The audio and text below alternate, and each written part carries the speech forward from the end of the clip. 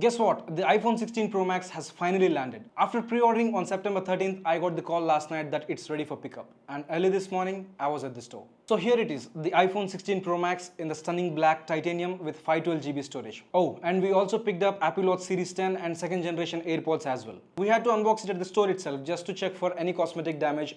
You know how it works, right? Better safe than sorry. Unboxing the iPhone, as expected, we just get the device and a cable. Let's talk about the design first.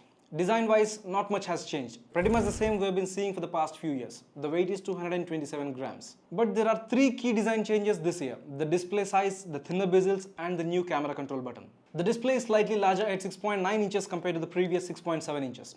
If you have been using 14 or 15 Pro Max, you might notice the difference, but for most people, it's just a big phone. And the bezels, thinner than before. They've really tried to maximize the real estate, and it shows. The symmetrical bezels combined with the second generation ceramic shield protection makes the screen feel solid and durable. Now let's dive into the new camera control button, one of the standout features this year.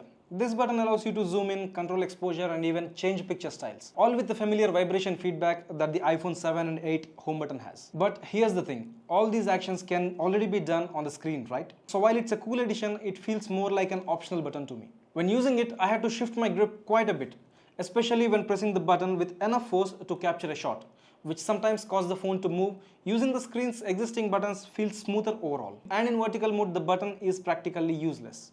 You can barely access it with one hand, especially if you're holding it in your right hand. Let's talk cameras. Starting with the main 48MP Fusion camera, it gives you 2x optical zoom, and despite being a 48MP camera, it works like a 12MP sensor as well. You also have a 48MP ultra-wide lens with a 120-degree field of view and 12MP telephoto lens as well. I've tested the cameras by capturing photos in normal and portrait modes. The photos are just fantastic, especially with the natural picture style. There are other styles as well, which look great, but I prefer natural mode. My favorite, the 5x telephoto lens. This mimics a 120mm lens. The depth of field and the creamy background made me speechless. On the video side, iPhone supports up to 4K and 120fps, which is great for creators, and for the first time, you can pause video recordings mid-shot.